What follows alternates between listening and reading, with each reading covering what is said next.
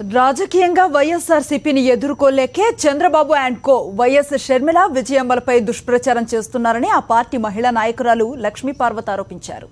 ఎన్నికల్లో ఓటమి పాలవుతారన్న భయంతో చంద్రబాబు సహనం కోల్పోయి వీధి స్థాయి నాయకుడిలా మాట్లాడుతున్నారని ఎద్దేవా చేశారు.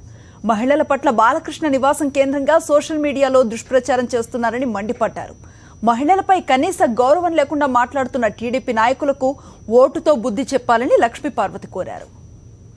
ఇష్టం వచ్చినటువంటి అసలు ఏం మాట్లాడుతున్నాడు ఒక ముఖ్యమంత్రి స్థాయి మర్చిపోయి వీధి స్థాయి మనిషి ఏ విధంగా మాట్లాడతాడో అంత స్థాయికి దిగజారిపోయి జగన్మోహన్ రెడ్డిని ఇష్టం వచ్చినట్టు తిడుతున్నాడు. అంటే తను ఓటమి తనే ఒప్పుకుంటా ఉన్నాడు. ఏనాడు బయటికి రాని అమ్మాయి కష్టపడి రాష్ట్రం ఎలక్షన్స్ పర్యటించి 18 సీట్లకు కాను 15 సీట్లు ఇద్దరు లేడీస్ గెలిపించారంటే సిగ్గుపడాల ఈ చంద్రబాబు నాయుడు.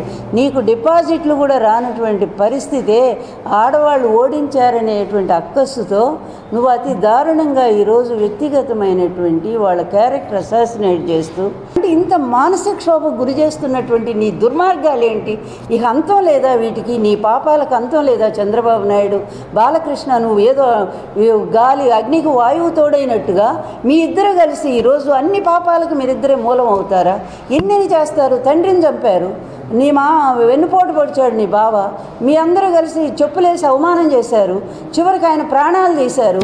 ఇంతకన్నా ఈ శిక్షకు మీరు ఎప్పుడోసారి మీరు చేసిన ఈ పాపానికి ఆ శిక్ష అనుభవించే రోజు కూడా దగ్గరలోనే ఉంది. నాకు తెలుసు అది. రామారావు గారు లాంటి అంత మహానాయకుడు, అంత సంస్కారవంతుడు, అంత మహానుభావుడు, దేశమంతా ఒక దేవుళ్లాగా కొలిచేటువంటి ఒక ఆరాధనీయమైన వ్యక్తి, స్త్రీలను ఎంతో గౌరవించేటువంటి వాడు, అట్లాంటి ఆయన కడుపున ఇలాంటి వాళ్ళు ఎలా పుట్టారో, ఇలాంటి అల్లుళ్ళు ఎట్లా వచ్చారో ఇప్పటికి కూడా అర్థం కావట్లే. నాకు ఇప్పటికీ అర్థం కావట్లే.